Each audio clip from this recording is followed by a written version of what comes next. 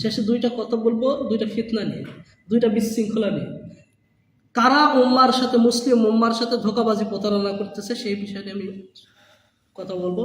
এক নম্বরে আপনারা দেখেন যে আমরা দীর্ঘ 15-16 বছর, আমরা যে ফ্যাসিবাদ সরকার শেখ হাসিনার কথা বলি, দীর্ঘ 15-16 বছর ধরে সবাই অপেক্ষা করতেছিল হাসিনা গেলেই ইসলামের বিজয় হবে, হাসিনা গেলেই ইসলামের বিজয় হবে, হাসিনা গেলেই ইসলামের বিজয় হবে। কি বুঝতে পারছেন? হাসিনা গেছে না আছে? আমি কিন্তু একটা কথা বলছিলাম, হাসিনা গেলেও হাসিনার অন্য আছে, কার্যক্রম আছে, সেটা কিন্তু দিনে দিনে এখন সত্য হচ্ছে এবং সবাই বলছে যে আসলে প্রকৃত এই কথাটাই সঠিক। এখন দেখেন হাসিনা যে গেছে, যাওয়ার পর ইসলামী যে সকল নেতারা আছে আমাদের সাথে তাদের অনুসারী কম না বেশি? অনেক বেশি না? অনেক বেশি। এবার আমরা যদি দেখি যে বৃহত্তর যে সংগঠন জামাত ইসলাম প্রথম কাতারে আসবে, কারণ তারা এখন শাসন ব্যবস্থা যাওয়ার একটা বিশাল স্বপ্ন দেখতেছে। স্বপ্ন কি এটা তো আমি বলি চাই যে কি হতে যাচ্ছে। আগামী দিনে তো নির্বাচন নাই, আল্লাহ তাআলা চায় তো নির্ধারণ হবে। এটা আমার একক কথা না, এটা কাজী ইব্রাহিম সাহেব বলতেছে, হাদিসেরও কথা। যদিও তারা করে থাকে তাও সামনে এরা বেশি দিন টিকতে পারবে না, কারণ তাদেরকে টিকতে দিবে না। তাহলে এখন মূল যে বিষয়টা দেখেন যে এই জামাত ইসলাম একটা নাশিদ বের করেছিল, জানেন? কোনো একদিন দেশের আকাশে কালেমার পতাকা দুলবে, এটা জানেন তো? অনেক পুরাতন নাশিদ না? দীর্ঘ 16 বছর 15 বছর ধরে এই নাশিদটা আমরা অন্তরে বহন করে আসলাম।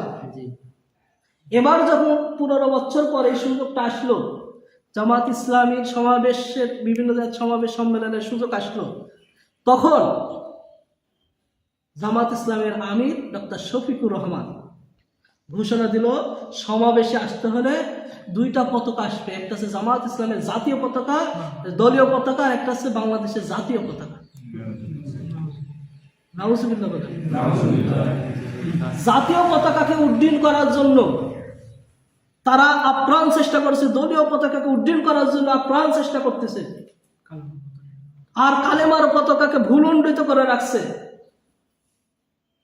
তাহলে দীর্ঘ 15 বছর যে তারা বক্তৃতা দিল এবং আকাঙ্ক্ষা প্রকাশ করলো, আজকে কেন কালেমার পতাকা ভুলুণ্ঠিত আছে? তাহলে এই কালেমার পতাকাকে কে উড্ডয়ন করবে? কে উড়াবে কালেমার পতাকা? জাতীয়করণের পতাকা, দলীয়করণের পতাকা, জাতীয়তাবাদীর পতাকা সম্পর্কে আমি বলি, আল্লাহ রাসূল সাল্লাল্লাহু আলাইহি সাল্লামের স্পষ্ট হাদিস বলছে, যে ব্যক্তি জাতীয়তাবাদীর পিছনে ছুটবে, যে ব্যক্তি জাতীয়তাবাদীকে ধরবে, সে ব্যক্তি তার পিতার পুরুষাঙ্গ দাঁত দিয়ে কামড়িয়ে ধরবে। এটা নোংরা কথা না? এই বিষয়টা যে জাতীয়তাবাদ, এই দলীয় প্রীতি, দলীয়করণ যে একটা নোংরা জিনিস, এই বিষয়টা বোঝানোর জন্য আল্লাহ রাসূল সাল্লাল্লাহু আলাইহি ওয়াসাল্লাম এই হাদিস বর্ণনা করেছেন। কামড়ে ধরে থাকবে, তার মানে কি যতক্ষণ পর্যন্ত এই দলীয় প্রীতি থেকে বাইরে হয় না আসবেন, যতক্ষণ পর্যন্ত এই জাতীয়তাবাদ থেকে বাইরে হয় না পড়বেন, ততক্ষণ পর্যন্ত আপনার পিতা পুরুষাঙ্গ আপনি নিজের দাঁত দিয়ে আটকে ধরবেন। এটা আমার কথা না, এটা আল্লাহ রাসূলের কথা। তাহলে যারা জাতীয় পতাকাকে উত্তোলন করে রাখতেছে, কালেমার পতাকাকে ভুলুণ্ঠিত করে, যারা দলীয় পতাকাকে উত্তোলন করছে, কালেমার পতাকাকে ভুলুণ্ঠিত করে, তারা কি চায়? ইসলাম চায় না রাজনীতি করতে চায়? তাহলে ইসলামী দল না রাজনৈতিক দল? আওয়ামী লীগ যেমন গণতন্ত্রের সাথে রাজনৈতিক দল, বিএনপি যেমন গণতন্ত্রের সাথে রাজনৈতিক দল, জাতীয় পার্টি যেমন গণতন্ত্রের সাথে রাজনৈতিক দল, এনসিপি যেমন গণতন্ত্রের সাথে রাজনৈতিক দল, জামাত ইসলামও তেমনই গণতন্ত্রের সাথে রাজনৈতিক দল। একটু পার্থক্য নাই। আরবের মুশরিকরাও জুব্বা ব্যবহার করতো, দাড়ি ব্যবহার করতো, পাগড়ি ব্যবহার করত। সুতরাং দাড়ি টুপি জুব্বার মধ্যে ইসলামের কোনো পার্থক্য নাই। কেউ যদি গণতন্ত্রের মাধ্যমে ইসলামকে বিজয় করতে চায়, তাহলে আমি বলবো যে কুরবানি আসতেছে সামনে, একটা প্লেট নেবেন, নিয়ে কুরবানির গোশত, শুকুরের গোশত এক প্লেটে ভক্ষণ করবেন, তাহলে হালাল হয়ে যাবে। এটা কি সম্ভব? তাহলে এটা যদি সম্ভব না হয়, গণতন্ত্রের মাধ্যমে ইসলামের বিজয় আসা কোনো ক্রমেই সম্ভব না। ইতিহাসে কোনো জায়গাতে আসে নাই, এখনো আসবে না, আগামী দিনও চ্যালেঞ্জ থাকবে, এরা আসতে পারবে না। কি বুঝতে পারছেন? এই কিভাবে দিন বিজয় হয়, দিন কিভাবে রাষ্ট্রীয় ক্ষমতাতে আসে, এটা দেখাই দিয়েছেন মুহাম্মদ সাল্লাল্লাহু আলাইহি ওয়াসাল্লাম। ওই পথ দিয়ে যদি আপনি হাঁটেন, ওই পথে সফলতা। যদি মনে করেন যে না ওই পথ আর এই পথ এক পথ না, তাহলে বুঝতে হবে আল্লাহ রাসূল সাল্লাল্লাহু আলাইহি ওয়াসাল্লাম যে পথ নির্দেশিকা আপনাকে দিয়ে গেছে, সেটা আপনার কাছে এই 1400 বছর পর এসে মনে হচ্ছে অসৎ। তাহলে কিয়ামত সংঘটিত কেন হলো না? তাহলে কেন কোরআনকে রহিত বলা হচ্ছে না? এই বিষয়টা আমাদের জানা দরকার। তার মানে কি, রসুল যে পদ্ধতি দিয়ে গেছে সেই পদ্ধতির বাইরে তার একটা সহজ পদ্ধতি তৈরি করতে চায়, যা দিয়ে ওই রাস্তাতে পৌঁছা কোনো ক্রমেই সম্ভব না। কি বুঝতে পারছেন বিষয়টা? আর একটা কথা বলি, আরো দেখেন উম্মার কাছে স্পষ্ট হয়ে গেছে, জামাত ইসলাম তো একটা সাধারণ দল, সকল আলেমদের যেখানে ঐক্য হয়েছিল সেখানে জামাত ইসলাম তাদের কাছে ছোট না? 12 এপ্রিল মার্চ ফর গাজা, গাজার জন্য রওনা, গাজার জন্য হাঁটা, গাজার জন্য চলা। এই বিষয়টা যদি আমরা চিন্তা করে দেখি, তাহলে দেখতে পারবো কি এখানে দুইটা পতাকা উত্তোলন হয়েছে।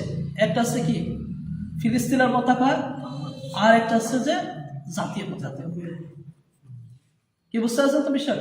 কিন্তু কালেমার পতাকা কোথায়? কালেমার পতাকা ভুলন্ডিত। গেরুয়া পতাকা চলেছে যারা হিন্দুত্ববাদের কঠোরপন্থী হিন্দুরা, যে গেরুয়া পতাকা উত্তোলন করে মানুষকে হত্যা করেছে, মুসলিমদের ঘর বাড়ি জ্বালাও পোড়াও করতেছে, মুসলিম বোনদেরকে ধর্ষণ করতেছে, মুসলিমদের ঘর বাড়িতে আগুন ধরা দিচ্ছে, সেই গেরুয়া পতাকাই বাংলাদেশে উল্টো। বুঝতেছেন? কিন্তু কালেমার পতাকা এখানে উঠতে পারল না। আরো কিছু বিষয় দেখার আছে, যেমন আমাদের দেশে কিছু আলেম আছে, যেমন আহলে হাদিসের আলেম। আমরা যারা বুকে হাত বাঁধে সালাত আদায় করি, তারা তো ভাবতেছি যে আহলে হাদিসদের মতোই বিষয়, আসলে তাও কিন্তু না। আহলে হাদিসদের একটা বিষয় দেখেন, এই যে মুজাফফর বিন মুহাসিন সাহেব, উনি কয়েকদিন আগে বললো যে রাজনীতি শিখতে হলে আরবের কাছ থেকে শিখতে হবে, মোহাম্মদ বিন সালমানের কাছ থেকে। কৌশল নাকি মোহাম্মদ বিন সালমান ভালো জানে। এই ব্যক্তিটা কত বড় বেকুব এবং কত বড় ধোঁকাবাজ, মুসলিমদের সাথে করতেছে ধোঁকাবাজি। একটু চিন্তা করে দেখছেন? আরবের সাথে যদি রাজনীতি শিখতে হয়, তাহলে কি এই রাজনীতি শিখবো যে আমরা জালসার স্টেজে ওই নর্তকী নিয়ে এসে নৃত্য গান দেব? এটা কোন ধরনের? অন্যান্য রাষ্ট্র যদিও এটা করে কৌশলের কারণে, আরবের এটা করা কখনোই সমস্যা না। কারণ সে হচ্ছে কি, প্রত্যেকটা রাষ্ট্রের হচ্ছে মাথা, প্রত্যেকটা মুসলিম রাষ্ট্রের হচ্ছে কি মাথা, সেখানে মুসলিমদের দুর্বলতা আছে, মক্কা মদিনা, ওই জায়গা থেকে কখনো এই সকল কৌশল চলে না। ওখান থেকে রাজনীতি শিকার জন্য তাহলে কি আরো আমেরিকা যা চাচ্ছে, কত ডলার চাচ্ছে? 500, তার সাথে বেশি $600 দিয়ে আসছে, 600 বিলিয়ন দিয়ে আসছে। এটা কি? এই সম্পদটা কার? মুসলিমদের সম্পদ। কাকে দেওয়া হচ্ছে? ইহুদি খ্রিস্টানদের দেওয়া হচ্ছে। এই খ্রিস্টান ব্যবহার করতেছে, ইসরায়েলে দিচ্ছে, এই ইসরায়েল গাজাকে মারতেছে মুসলিমদেরকে। আর একটা কথা বলছেন যে হামাসের বিরুদ্ধে তারা কথা বলেছে। আমি বলতেছিলাম যে হামাসের জন্যই আমরা সবকিছু করবো, আসলে তা না। মানে একটা কথা জানেন যে ওর কাছে যদি মুজাফফর বিন মুহাসিনের কথা অনুযায়ী বলছে যে হামাস খারাপ, হামাস প্রতারণা করেছে আরবের সাথে, সম্পর্ক নাই, তাহলে এটাই যদি হয়ে থাকে, তাহলে হইলো বুঝলাম যে হামাস খারাপ, ফিলিস্তিন খারাপ, ইরান খারাপ, ইয়ামান খারাপ। তো যদি খারাপ হলো, তাহলে ইসরায়েল মারতেছে ফিলিস্তিনে, গাজা বা ইয়ামানে বা ইরানে, ওখানে মরতেছে যারা খারাপ মানুষ মরতেছে, ওর কথা বলার কোনো যুক্তিকতা আসে না। তাহলে ইয়ামান যে একটা বোমা মারার জন্য করলো ইসরায়েলে, সেই বোমাটা কে ভূপাতিত করেছিল জানেন? কে করছে? আরব। যদি 10টা ইহুদিও মরত, এই মৃত্যুটা লাভ ছিল তাদের, মুসলিমদের লাভ ছিল।